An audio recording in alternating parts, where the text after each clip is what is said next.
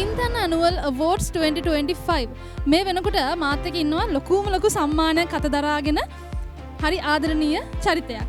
ශාඛාවක් නඩත්තු කරනවා කියන්නේ හරි ලේසි පහසු කාර්යයක් නෙමෙයි.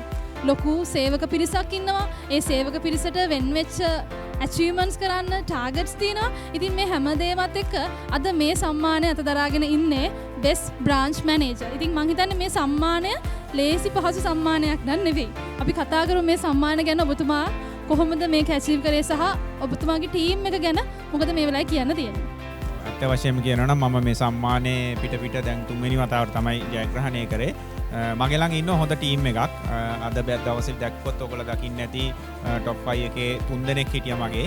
ඒ වගේම මගේ ළඟ ඉන්න බෙස්ට් ටීම් එකක්. හැබැයි මම හැමතිස්සෙම බිලීව් කරන දේ තමයි අපි නිවැරදි ක්‍රියාවලියක හිටියොත් තමයි අපිට හොඳ ටීම් එකක් බිහි කරන්න පුළුවන්. ඉතින් ඒ කන්සෙප්ට් එක ඇතුලේ තමයි අපි හැමදාම වින් කරේ. ඉතින් අපි ගෝල් බ්‍රාන්ච් එක බෙස්ට් ටීම් එක උනේ හැමදාම එහෙමයි.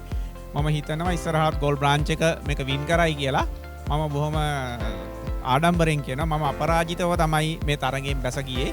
නමුත් ඉස්සරහට එන බ්‍රාන්ච් මැනේජර්ස්ලා සියලු දෙනාටම මම කියන එකම දෙයක් තමයි හැමතිස්සෙම තමන්ගේ කැපකිරීම කරන්න. ඒතකොට තමන්ගේ වැලියු එක තමන් කරන් ඉතින් මේවි කියන එක.